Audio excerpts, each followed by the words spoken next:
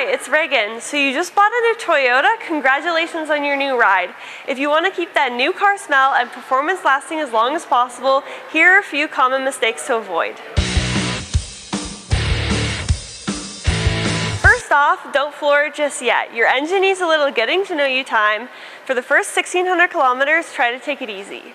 Avoid slamming on brakes or racing off at green lights. Letting everything settle in slowly means fewer headaches later. Stick to the checkup schedule. Those first few maintenance visits are huge. Skipping an oil change or forgetting to check your fluids isn't just bad for the engine, it can actually void your warranty. Keep an eye on your tires. Don't wait until your tire looks flat to give it some love.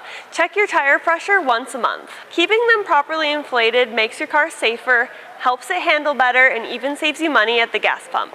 Watch with care. We all want that shiny finish, but using old rags or paper towels can actually scratch your paint. Switch to microfiber cloths and actual car soap to keep your car looking showroom ready without the swirl marks. Listen to your dashboard. If a warning light pops up, don't just ignore it. Those icons aren't there to nag you, they're trying to tell you something important about your vehicle. It's always better to check it out early than to get stuck on the side of the road.